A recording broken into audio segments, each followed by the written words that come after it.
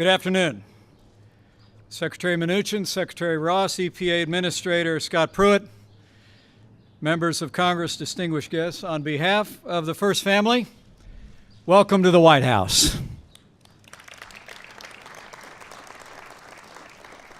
You know, it's the greatest privilege of my life to serve as Vice President to a president who is fighting every day to make America great again. Since the first day of this administration, President Donald Trump has been working tirelessly to keep the promises that he made to the American people. President Trump has been reforming health care, enforcing our laws, ending illegal immigration, rebuilding our military. And this president has been rolling back excessive regulations and unfair trade practices that were stifling American jobs. Thanks to President Trump's leadership, American businesses are growing again, investing in America again, and they're creating jobs in this country instead of shipping jobs overseas. Thanks to President Donald Trump, America is back.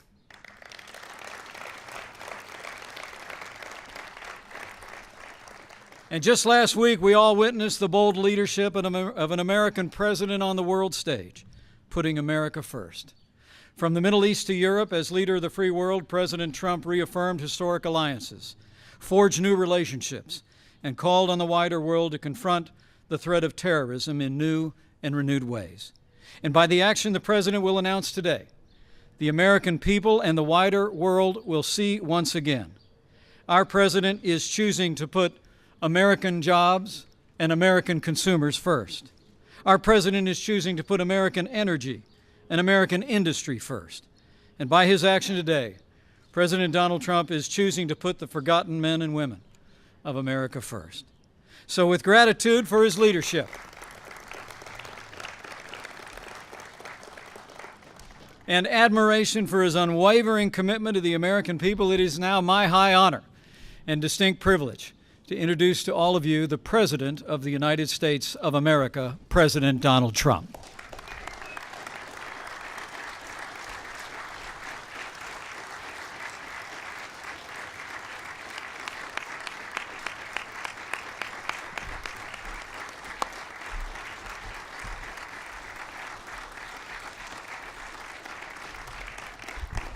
Thank you very much.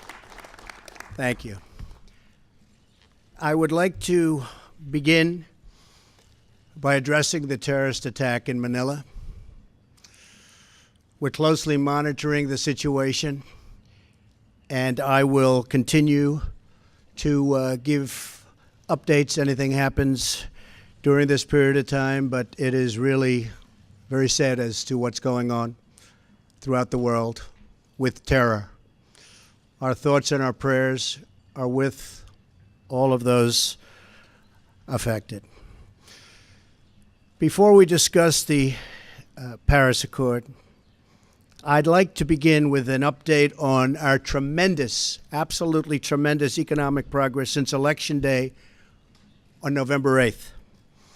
The economy is starting to come back, and very, very rapidly. We've added $3.3 trillion in stock market value to our economy and more than 1 million private sector jobs. I've just returned from a trip overseas where we concluded nearly $350 billion of military and economic development for the United States, creating hundreds of thousands of jobs. It was a very, very successful trip. Believe me. Thank you. Thank you. In my meetings at the G7, we have taken historic steps to demand fair and reciprocal trade that gives Americans a level playing field against other nations. We're also working very hard for peace in the Middle East, and perhaps even peace between the Israelis and the Palestinians. Our attacks on terrorism are greatly stepped up, and you see that. You see it all over. From the previous administration, including getting many other countries to make major contributions to the fight against terror. Big, big contributions are being made by countries that weren't doing so much in the form of contribution.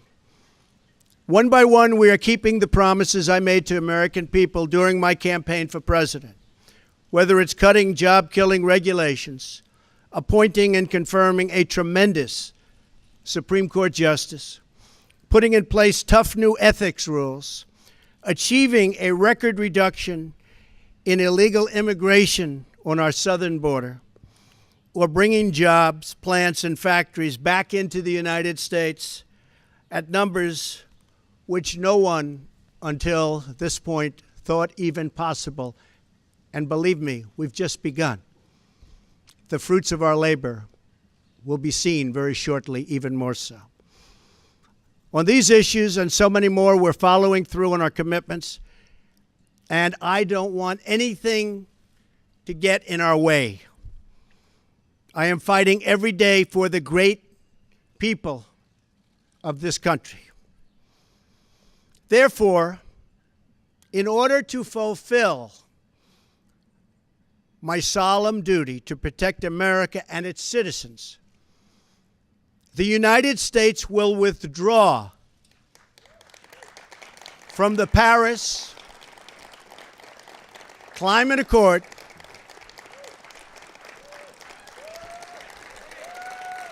Thank you.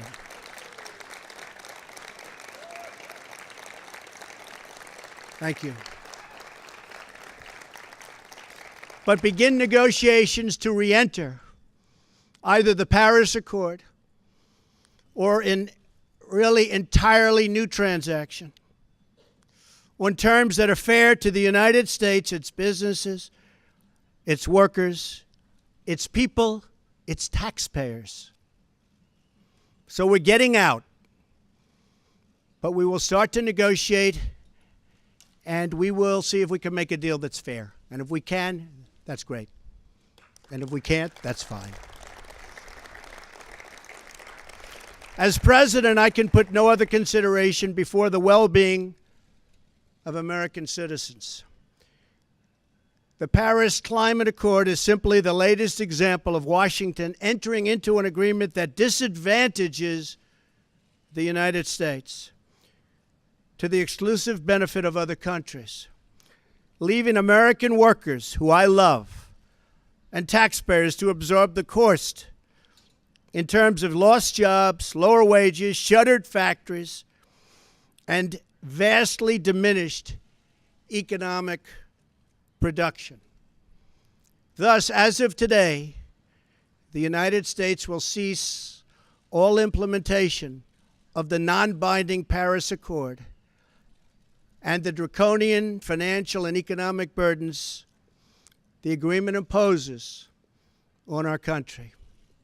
This includes ending the implementation of the nationally determined contribution and, very importantly, the Green Climate Fund, which is costing the United States a vast fortune. Compliance with the terms of the Paris Accord and the onerous energy restrictions that is placed on the United States could cost America as much as 2.7 million lost jobs by 2025, according to the National Economic Research Associates. This includes 440,000 fewer manufacturing jobs, not what we need. Believe me, this is not what we need. Including automobile jobs and the further decimation of vital American industries on which countless communities rely. They rely for so much, and we would be giving them so little.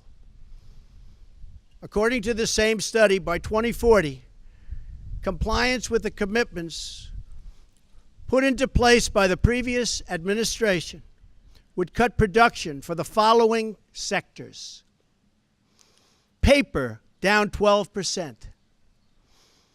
Cement, down 23%. Iron and steel, down 38%. Coal, and I happen to love the coal miners, down 86%.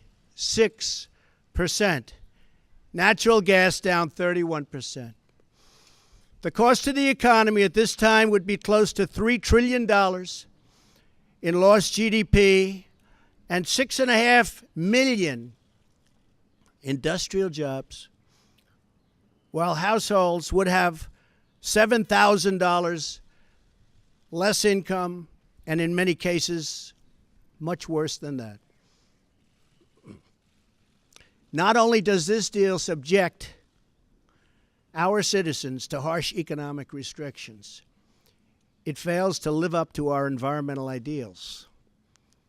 As someone who cares deeply about the environment, which I do, I cannot in good conscience support a deal that punishes the United States, which is what it does. The world's leader in environmental protection, while imposing no meaningful obligations on the world's leading polluters. For example, under the agreement, China will be able to increase these emissions by a staggering number of years, 13. They can do whatever they want for 13 years, not us. India makes its participation contingent on receiving billions and billions and billions of dollars in foreign aid from developed countries. There are many other examples, but the bottom line is that the Paris Accord is very unfair at the highest level to the United States. Further, while the current agreement effectively blocks the development of clean coal in America, which it does, and the mines are starting to open up. We're having a big opening in 2 weeks. Pennsylvania, Ohio, West Virginia, so many places. A big opening of a brand new mine. It's unheard of. For many, many years, that hasn't happened. They asked me if I'd go. I'm going to try. China will be allowed to build hundreds of additional coal plants. So we can't build the plants, but they can, according to this agreement. India will be allowed to double its coal production by 2020. Think of it. India can double their coal production. We're supposed to get rid of ours. Even Europe is allowed to continue construction of coal plants. In short, the agreement doesn't eliminate coal jobs. It just transfers those jobs out of America and the United States and ships them to foreign countries. This agreement is less about the climate and more about other countries gaining a financial advantage over the United States.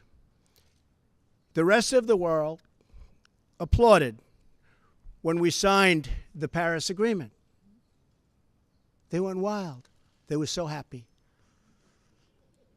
For the simple reason that it put our country, the United States of America, which we all love, at a very, very big economic disadvantage. A cynic would say the obvious reason for economic competitors and their wish to see us remain in the agreement is so that we continue to suffer this self-inflicted major economic wound.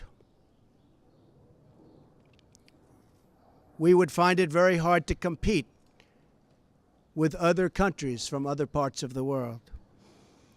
We have among the most abundant energy reserves on the planet, sufficient to lift millions of America's poorest workers out of poverty. Yet under this agreement, we are effectively putting these reserves under lock and key, taking away the great wealth of our nation. It's great wealth. It's phenomenal wealth. Not so long ago, we had no idea we had such wealth. And leaving millions and millions of families trapped in poverty and joblessness. The agreement is a massive redistribution of United States wealth to other countries. At 1% growth, renewable sources of energy can meet some of our domestic demand. But at 3 or 4% growth, which I expect, we need all forms of available American energy, or our country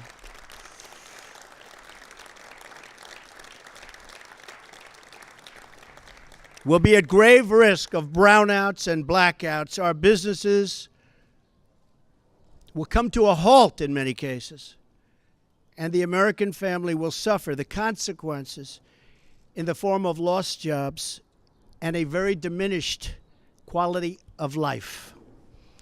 Even if the Paris Agreement were implemented in full, with total compliance from all nations, it is estimated it would only produce a 0.2 of 1 degree, think of that, this much Celsius reduction in global temperature by the year 2100. Tiny, tiny amount. In fact, 14 days of carbon emissions from China alone would wipe out the gains from America, and this is an incredible statistic, would totally wipe out the gains from America's expected reductions in the year 2030.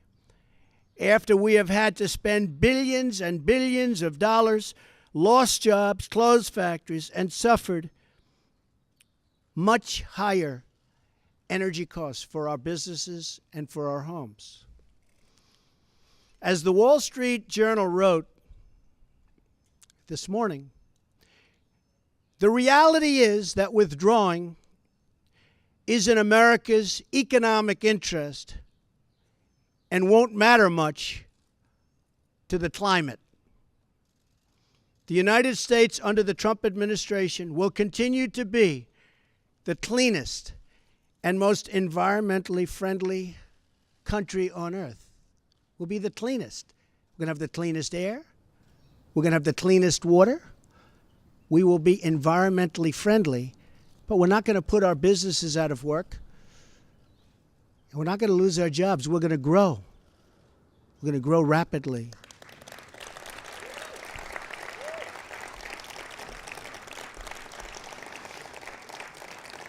And I think you just read, it just came out minutes ago, the Small Business Report.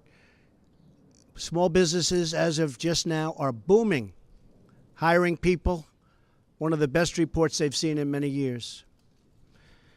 I'm willing to immediately work with Democratic leaders to either negotiate our way back into Paris under the terms that are fair to the United States and its workers, or to negotiate a new deal that protects our country and its taxpayers.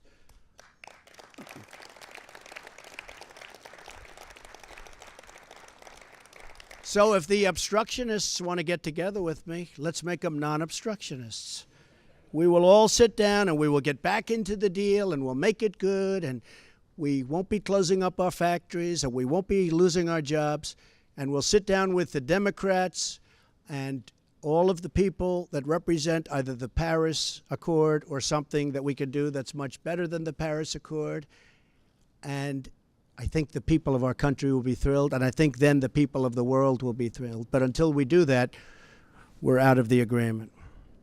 I will work to ensure that America remains the world's leader on environmental issues, but under a framework that is fair and where the burdens and responsibilities are equally shared among the many nations all around the world.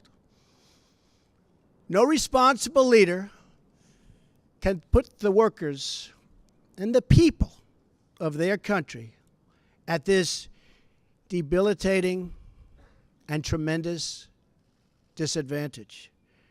The fact that the Paris deal hamstrings the United States while empowering some of the world's top polluting countries should dispel any doubt as to the real reason why foreign lobbyists wish to keep our magnificent country tied up and bound down by this agreement. It's to give their country an economic edge over the United States. That's not going to happen while I'm president. I'm sorry.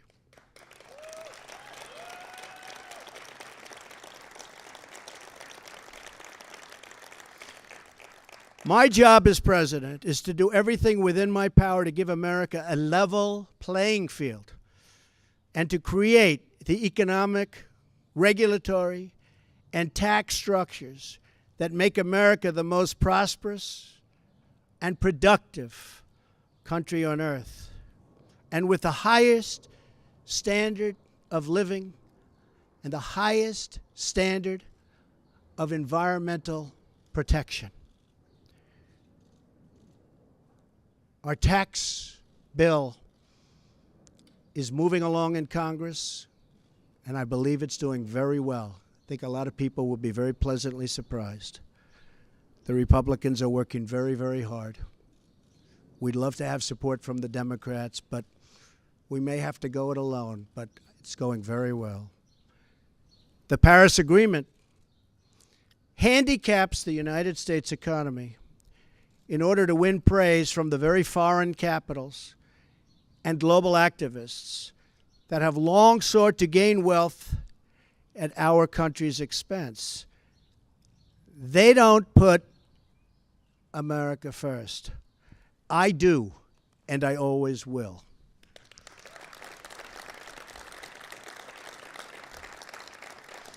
The same nations asking us to stay in the agreement are the countries that have collectively cost America trillions of dollars through tough trade practices and, in many cases, lax contributions to our critical military alliance. You see what's happening. It's pretty obvious to those that want to keep an open mind.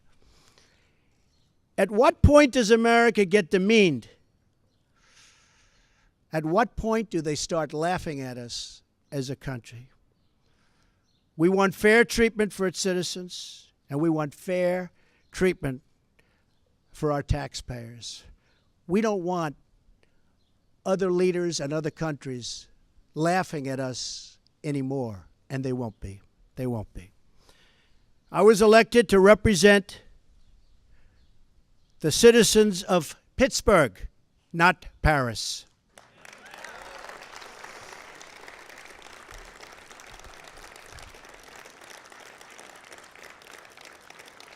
I promised I would exit or renegotiate any deal which fails to serve America's interests. Many trade deals will soon be under renegotiation. Very rarely do we have a deal that works for this country, but they'll soon be under renegotiation. The process has begun from day one, but now we're down to business. Beyond the severe energy restrictions inflicted by the Paris Accord, it includes yet another scheme to redistribute wealth out of the United States through the so-called Green Climate Fund, nice name, which calls for developed countries to send $100 billion to developing countries, all on top of America's existing and massive foreign aid payments.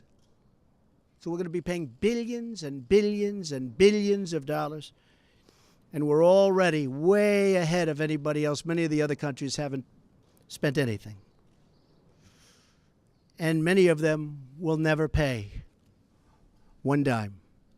The Green Fund would likely obligate the United States to commit potentially tens of billions of dollars, of which the United States has already handed over $1 billion. Nobody else is even close. Most of them haven't even paid anything, including funds raided out of America's budget for the war against terrorism. That's where they came. Believe me, they didn't come from me. They came just before I came into office. Not good. And not good the way they took the money. In 2015, the United Nations, departing top climate officials, reportedly described the $100 billion per year as peanuts and stated that the $100 billion is the tail that wags the dog. In 2015, the Green Climate Fund's executive director reportedly stated that estimated funding needed would increase to $450 billion per year after 2020, and nobody even knows where the money is going to. Nobody's been able to say, where is it going to? Of course, the world's top polluters have no affirmative obligations under the Green Fund, which we terminate. America is $20 trillion in debt. Cash-strapped cities cannot hire enough police officers or fix vital infrastructure. Millions of our citizens are out of work, and yet, under the Paris Accord, billions of dollars that ought to be invested right here in America will be sent to the very countries that have taken our factories and our jobs away from us. So think of that. There are serious legal and constitutional issues as well. Foreign leaders in Europe, Asia, and across the world should not have more to say with respect to the U.S. economy than our own citizens and their elected representatives. Thus, our withdrawal from the agreement represents a reassertion of America's sovereignty.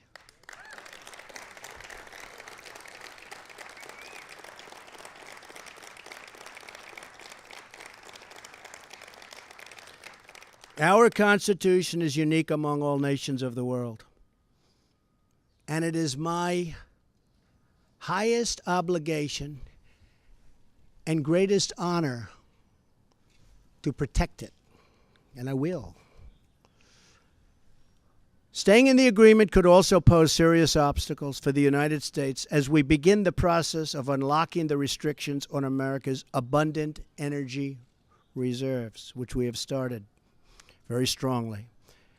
It would once have been unthinkable that an international agreement could prevent the United States from conducting its own domestic economic affairs. But this is the new reality we face if we do not leave the agreement or if we do not negotiate a far better deal. The risks grow as historically these agreements only tend to become more and more ambitious over time. In other words, the Paris framework is just a starting point, as bad as it is, not an end point. And exiting the agreement protects the United States from future intrusions on the United States' sovereignty and massive future legal liability. Believe me, we have massive legal liability if we stay in. As president, I have one obligation, and that obligation is to the American people. The Paris Accord would undermine our economy, hamstring our workers, weaken our sovereignty, impose unacceptable legal risk, and put us at a permanent disadvantage to the other countries of the world. It is time to exit the Paris Accord.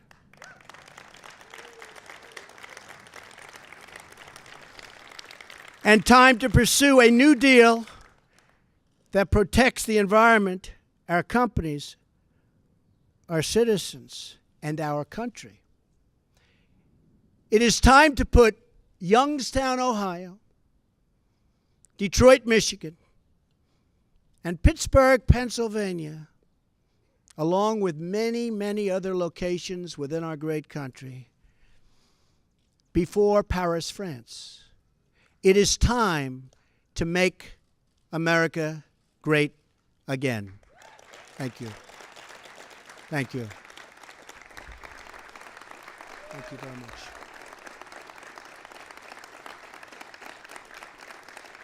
Thank you. Thank you very much.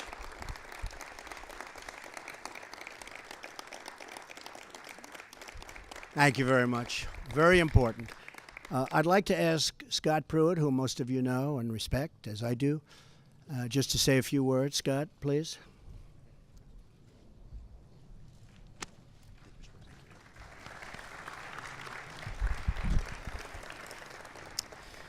Thank you, Mr. President. Your decision today to exit the Paris Accord reflects your unflinching commitment to put America first. And by exiting, you're fulfilling yet one more campaign promise to the American people. Please know that I'm thankful for your fortitude, your courage, and your steadfastness as you serve and lead our country. America finally has a leader who answers only to the people, not to the special interests who have had their way for way too long. In everything you do, Mr. President, you're fighting for the forgotten men and women across this country. You're a champion for the hardworking citizens all across this land who just want a government that listens to them and represents their interest. You have promised to put America first in all that you do. And you've done that in any number of ways, from trade to national security to protecting our border to right-sizing Washington, D.C. And today you've put America first with regard to international agreements and the environment. This is an historic restoration of American economic independence, one that will benefit the working class, the working poor, and working people of all stripes. With this action, you have declared that the people are rulers of this country once again. And it should be noted that we as a nation do it better than anyone in the world in striking the balance between growing our economy, growing jobs, while also being a good steward of our environment. We owe no apologies to other nations for our environmental stewardship.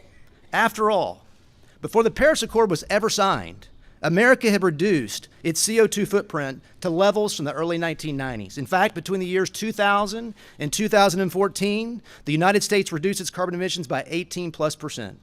And this was accomplished not through government mandate, but accomplished through innovation and technology of the American private sector. For that reason, Mr. President, you have corrected a view that was paramount in Paris, that somehow the United States should penalize its own economy, be apologetic, lead with our chin, while the rest of the world does little. Other nations talk a good game. We lead with action, not words.